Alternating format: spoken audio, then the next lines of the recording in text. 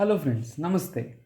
Do you know Patanjali is a 10-year-old company manufacturing Ayurvedic products with an annual turnover of 10,500 crores, whereas the competitor Baidyanath is a 100-year-old company with an annual turnover of 700 crores.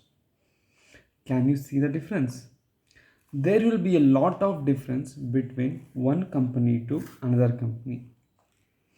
To analyze the industries and competitors, a researcher by name Michael Porter suggested five driving forces which decides the profit potential of industries.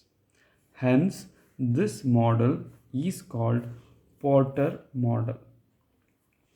The five driving forces are: the first one is rivalry among existing firms.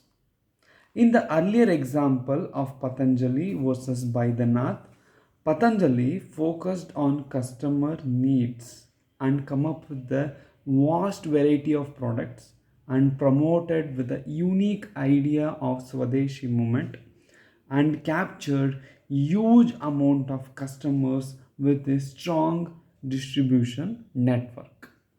Okay, so that's why the Patanjali was far more better in a turnover than the Baidyanath. The second driving force is the threat of new entrants. Let us see an example. The main players in the telecommunication industries are earlier the Airtel, BSNL, and Vodafone. But Jio, with a huge investment and a unique idea, enter the market, right, by destroying the competitors and created the market barrier. So there were no competitors on it now.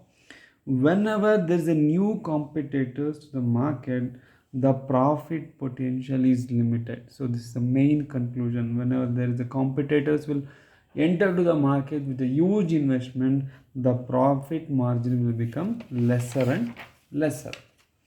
The third one, the threat of substitute products. Let us consider that you go to purchase a washing machine.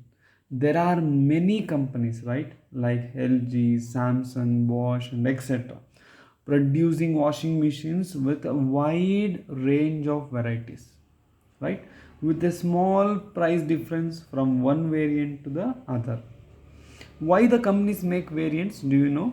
Because they need to avoid the switching of customers from one company to another company. That is the main reason. That is the substitutes. That's what the customer wants. They want to avoid the customers go for the substitute products. So that's why they will try to make a new variants of a product with a less cost differences, and there will be some changes in the features. That's all. Next one, the fourth one is the bargaining power of a supplier. Let us assume you are running a pharmaceutical company and you are committed to manufacture some product at 10 rupees per unit, and you need a raw material for suppliers. If there are many suppliers, there will be a control over the cost. Or else, if a single supplier, then he may change the raw material cost depending upon the situation. See, so nowadays during this pandemic time, many pharmaceutical companies are changing the market. Why? I mean, price of the medicines. Why there is a change in the price of oximeter, and this change in the price of some medicines. Why? So due to the there is a sudden change in the demand. The suppliers are demanding huge amount for the raw materials. In this way, so if the number of suppliers are less, then the bargaining power of the suppliers will be more, right? So that's why you need to choose a business or an industry where the raw material availability is plenty. Then you will be having a better power over the cost of a product.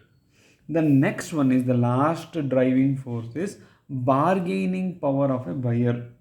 So let us consider you will visit a market to purchase vegetables, and the customer will bargain so much asking for superior quality. So here the bargaining power of a buyer is very high. Why?